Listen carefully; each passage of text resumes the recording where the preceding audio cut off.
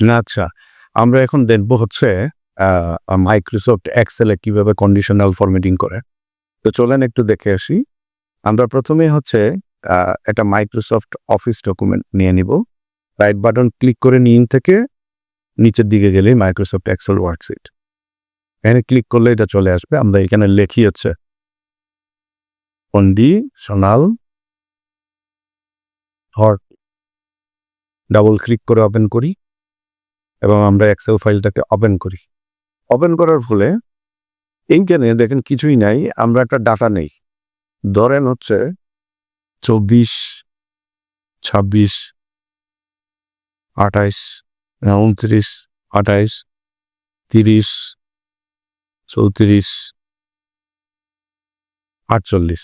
তো এই যে ডাটাগুলো আমি নিলাম, আমি একটু বড় করে দেই, তাদেরকে বড় করে দেখানোর চেষ্টা করি।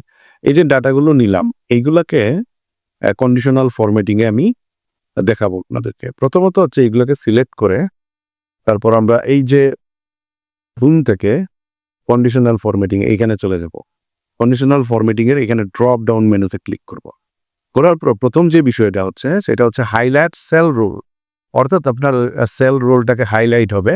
আপনি এখানে যখন মাউসকে নিয়ে যাবেন, আপনি ডান পাশে দেখেন অনেকগুলো বিষয় আছে। গ্রেটার দেন অর্থাৎ কোনটা থেকে কোনটা বড় এটা আপনি সাজাতে পারবেন।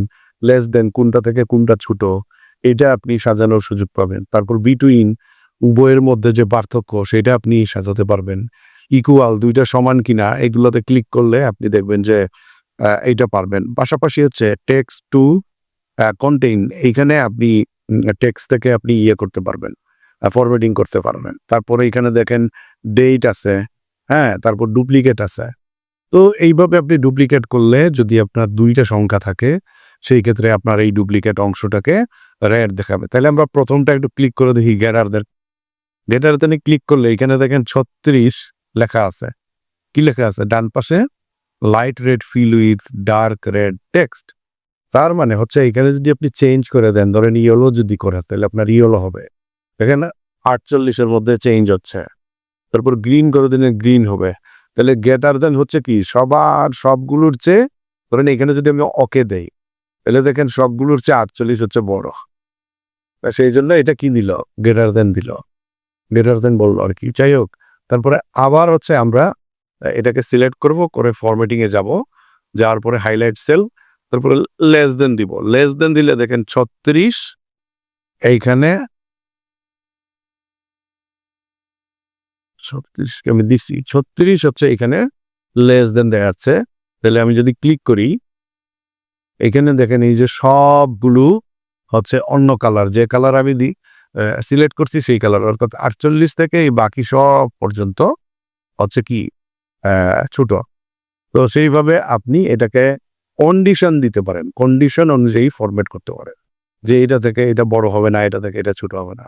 ওকে, তারপরে হাইলাইটে আবার চলে যাই, গিয়ে এখানে ডুপ্লিকেট করি। দেখেন একটা জিনিস ডুপ্লিকেট হবে এখান থেকে, এই যে ডুপ্লিকেটে ক্লিক করলেই যদি থাকে তাহলে ডুপ্লিকেট হবে, আর না থাকলে কিন্তু ডুপ্লিকেট হবে না।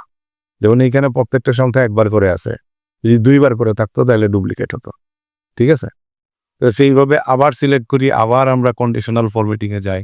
তারপরে এখানে দেখি আমরা টপ 10 আইটেম। তাহলে টপ 10% কি বলে দেখি, 10% কি বলে। তাহলে আমরা এটা সিলেক্ট করলে কিছুই আসতেছে না। আচ্ছা, এটাকে ক্লিয়ার করি আমরা প্রথমে।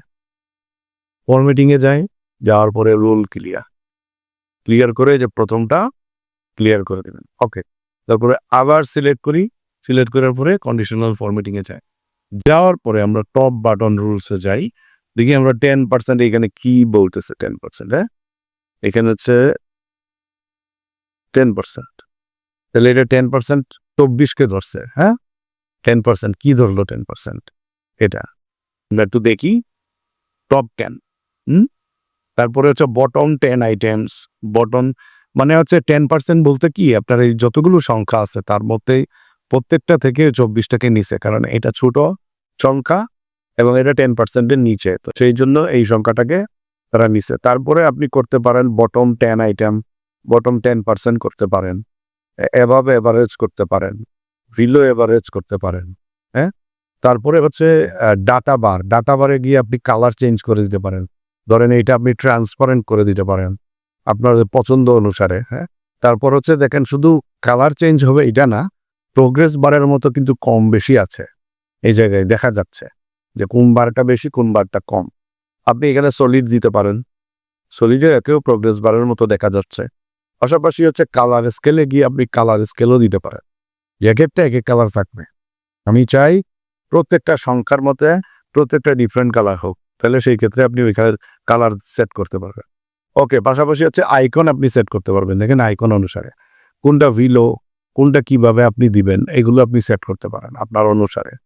আপনি আপনার ইচ্ছা মতো করে এখানে আইকন সেট করে দিতে পারেন, সেভ দিতে পারেন, হ্যাঁ। এখানে আপনি চাইলে পতাকা দিতে পারেন, টিক চিহ্ন দিতে পারেন। তারপরে এখানে আপনার যে নেটওয়ার্ক যে ফ্রিকুয়েন্সি যে আইকনটা সেইটা আপনি দিতে পারেন, এখানে দিতে পারেন, এইভাবে দিতে পারেন, হ্যাঁ। তো এইভাবে করেই আপনি আসলে ফরম্যাটিং করতে পারেন। তো নিশ্চয়ই আপনাদেরকে ভালো লাগছে। যদিও এটা খুব বেশি কাজে লাগে না, কিন্তু ডাটা যখন আপনার অনেক বেশি থাকবে, আপনি যখন এইটাকে কন্ডিশনাল ফরম্যাটিংয়ে বসাবেন তখন আপনি কিন্তু সহজে বুঝতে পারবেন যে কোনটা থেকে ছোট এবং কোনটা থেকে বড়, এবং এটাকে আইডেন্টিফাই করার জন্য আপনার সবচেয়ে বেশি হেল্পফুল হবে। তো thank you so much for watching my video, and যদি ভালো লাগে তাইলে সাবস্ক্রাইব করার জন্য আপনাকে আমি বলবো যে আমার চ্যানেলটাকে একটু সাবস্ক্রাইব করবেন, লাইক করবেন এবং কমেন্ট করবেন। তো আরো মজার মজার ভিডিও পাওয়ার জন্য বেল আইকনটাতে ক্লিক করে রাখবেন যেন আপনি পরবর্তীতে আরো দুর্দান্ত ভিডিওগুলো আপনি দেখতে পারেন। Thank you so much, see you again.